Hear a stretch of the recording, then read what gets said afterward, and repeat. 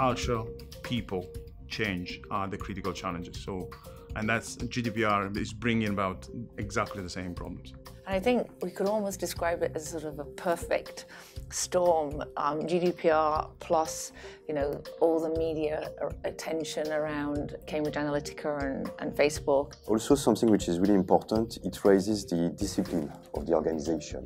Because in large organizations such as mine, there are many touch points. And we are communicating, many people are communicating with the clients.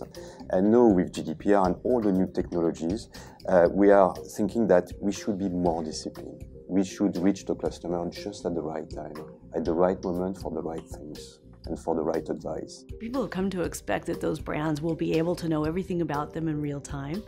So it's almost like all of this underlying stuff is catching up with where customer expectations have rapidly become over the last few years, as people have become very, very digital. Most of the people say, oh my God, no new rules and regulations, now we have to look at this as well. I think it is an advantage. So we invented some roles in my team, like a marketing data scientist, who can understand what they are trying to achieve and what are the tools and systems they are using, and translate that into insights that we can really use from a marketing perspective to deliver more thought leadership. Certainly in our organisation we're still on the compliance thing, and it's very much being led by legal and commercial as a topic for compliance across the business.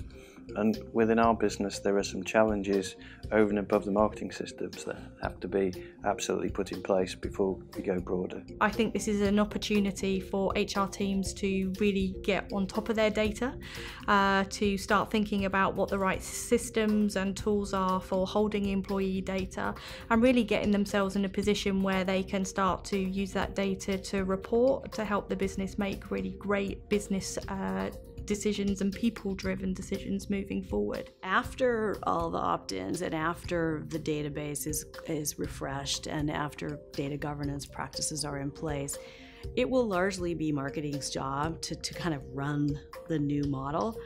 But I think people are looking at that with anticipation in terms of both not getting it wrong, but also what's the potential of getting it right. One of the things which is relatively low in the insurance industry as a whole is a trust level.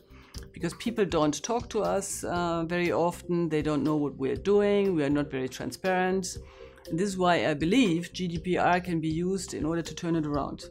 Marketing is really at the forefront now, because it's a question of we want to understand the client, and who understands the client with the insight is marketing.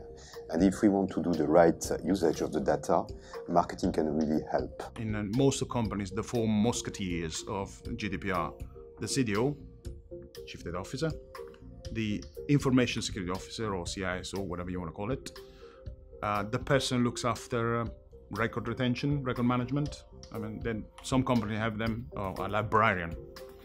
And fourth, of course, the data privacy officer. These four people are having a kind of a intersect of relationships that put together that will give you the full answer. Change, they say, is the norm now. So we just need to keep this dialogue going. Lots of other things are going to change. Now we're talking about GDPR, but soon we'll be talking about other pieces of legislation and other new disruptive technologies coming into the workplace. And it's about how we can use those to make the employee's life and environment much better at work, and continuing on that journey together.